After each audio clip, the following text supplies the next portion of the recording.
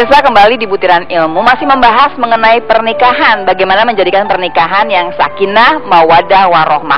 Abi, kapan kita tahu nih sebetulnya kita nih menikahi seseorang karena lillahi ta'ala nih, betul-betul karena Allah, atau memang kita kepincut aja karena ya dunianya lah, ya gantengnya, ya hartanya, semualah. Bismillahirrahmanirrahim. Memang jangankan yang memiliki niat awal karena Allah, istilahnya, ataupun yang niat awalnya bukan karena Allah, karena kepincut cantiknya atau gantengnya atau karena keturunannya ya, yang niat awal karena Allah saja itu bisa berubah di tengah jalan. Iya, bisa berubah. Apalagi yang nggak mikirin, apalagi yang nggak mikirin itu. Iya. Baik. Jadi kalau di awal pernikahan bukan karena Allah, tidak ada salahnya sekarang berubah. Ya Rabb, saya nikah dia karena Allah. Iya, karena Allah. Kenapa? Sekarang kalau bukan karena Allah, mana kalau malam-malam suami lapar, misalnya, mah, aku lapar. Kalau bukan karena Allah, nggak bangun dia. Iya. Tapi kalau ya Allah, saya melakukan hal ini, suami lapar karena Engkau perintahkan kepadaku untuk membuat bahagia suami, subhanallah, maka aku akan lakukan ini. Karena yang dicinta itu hakikatnya Allah. Kenapa cinta kepada suami? Karena Allah perintahkan kita untuk cinta suami. Jadi kalau ada perkataan para alim ulama, senyuman bahagia suami karena perilaku istri, pintu sorga buat wanita. Allahu Akbar. Oh begitu ya? Iya. Bayangkan saja, misalnya suami duduk nih, tiba-tiba lagi duduk nonton TV atau segala macam, istrinya datang, gak minta, nih ada minuman. Suaminya bahagia, senang, walaupun dia tidak ucap terima kasih, tapi dalam hatinya, baik banget istri saya, bahagia, sorga buat istrinya. Nah, tapi seperti biasanya pemirsa, kalau saya nggak mungkin terima aja begitu. Kan bisa juga gini, baik-baik besok supaya bulan depan gaji nambah. Iya, mau belanja besok, mau liburan barangkali akhir tahun. Kalau niat seperti Allah mah tahu. Iya. Jadi kalau seperti itu nggak dapat apa-apa. Apa yang didapatkan hanya gajinya ditambah.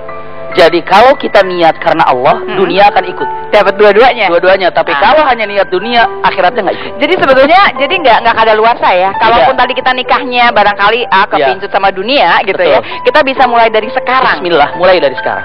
Menyenangkan ya, Abi. Begitulah Islam. Sangat indah sekali. Nah, tadi keturunan yang soleh. Gimana mau soleh kalau kita berduanya aja nih gini. Kita baru mau nikah nih, mau ningkatin ibadah, tapi kita berdua juga belum soleh-soleh amat, belum solehah gitu. Bagaimana? Sekarang pertanyaan setiap orang yang punya anak, saya tanya juga para pemirsa semuanya melalui Butiran Ilmu ini, dan kita semuanya mau nggak punya anak soleh? Mau. Ya mau.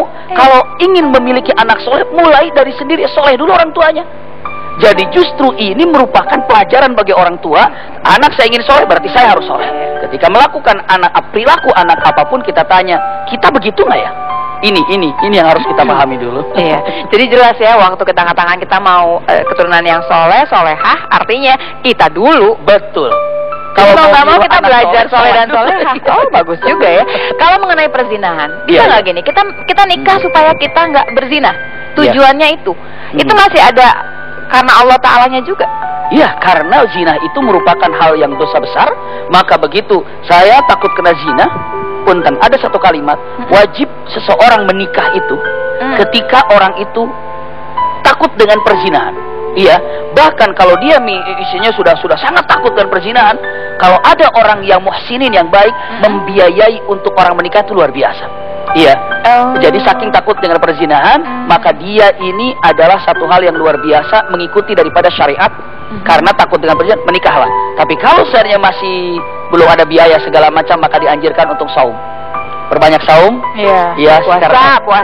puasa, karena dalam hadis yang mengatakan fa innalahu wija, karena itu adalah sebagai benteng untuk menghalangi daripada perzinahan itu. Nah, berarti Abi udah masuk ke tempat hukumnya pernikahan dong. Iya. Jadi dia jadi wajib kalau kemudian sudah nggak bisa menahan yang namanya perzinahan. Betul. Tapi kan hukumnya pernikahan itu bisa macam-macam kan? Pasti bisa macam-macam dan tergantung kepada situasinya. Jadi tidak semuanya wajib. Punten, misalnya dengan mengatakan bisa nikah itu makruh. Gimana itu makruh? Iya. Salah satu laki-lakinya tidak punya syahwat. Laki-lakinya tidak punya syahwat, terus menikahi seorang wanita yang ada syahwat, makruh pernikahan laki-laki ini. Iya, itu para alim ulama, fuqaha mengatakan, jumhurul ulama seperti itu. Iya, itu makruh. Kapan makruh? Ketika laki-laki tidak punya syahwat. Tidak punya syahwat sama si perempuan? Betul. Tidak punya syahwat kepada perempuan. Bagaimana dia tidak punya suka sebetulnya sama si perempuannya? Suka, tapi tidak bisa melayani kebutuhan suami istri layak. Kalau terbalik sama juga? Kalau terbalik juga sama. Karena apa? Karena intinya kan untuk membina tadi keturunan khalifah tadi. Tidak ada syahwat seperti apa? Iya. Yang kedua, bisa diartikan tadi makruh ya, mubah. Mubah ini pernikahan apabila, maksudnya mubah itu boleh nikah boleh enggak. Laki-laki dan perempuan dua-duanya sama-sama tidak punya syahwat. Hanya cari status aja deh gitu. Jadi status aja suami istri gitu. Mubah itu. Kenapa dia tidak punya syahwat dua-duanya? Ini disampaikan dalam ulama fuqaha, para fuqaha, ahlul ilm. Ya. Selanjutnya ada yang namanya nikah. Hukumnya baru berapa itu? Baru wajib, makruh, mubah. Iya. Ada nggak yang haram? Ada yang haram. Misalnya beberapa ulama mengatakan haram yang pertama ketika di dalam medan perang. Dalam medan perang menikah itu tidak dibolehkan. Kenapa? Kalau laki-lakinya meninggal, bagaimana baru nikah sudah meninggal? Akan membuat sedih kepada si perempuan. Makanya dalam ardul harb, dalam medan perang tidak ada pernikahan. Dalam medan perang. Kalau para alim ulama beberapa fikih dengan menyebutkan karena ditakutkan kalau dalam keadaan peperangan lalu meninggal, setelah itu ini jadi janda statusnya dan bagaimananya, makanya kalau menikah nanti setelah perang saja. Iya, ataupun jauh sebelum, ini di medan perang loh masih ada pernikahan. Lagi di medan perang, kalau misalnya di rumah sebelum perang ya nggak apa-apa, tapi di medan perang pernikahan tidak. Iya. Ataupun yang kedua, yang diharamkan menikah dengan tujuan yang jelek. Maksudnya? Nanti kalau saya dapat dia, nanti saya dapat warisannya dia ini. Itu kan bagus juga dong. Nah, maksudnya dengan mengatakan yang jeleknya apa lagi? Mudah-mudahan dia nanti mati cepet ya. Oh, kalau itu itu pasti haram karena ada tujuan yang membuat dia berangan-angan dan berkeinginan buruk. Iya, itu tidak boleh. Pemirsa, pertanyaan saya selanjutnya adalah bagaimana untuk orang-orang yang tidak pernah menikah sampai akhir hidupnya? Bagaimana kemudian hukumnya untuk mereka?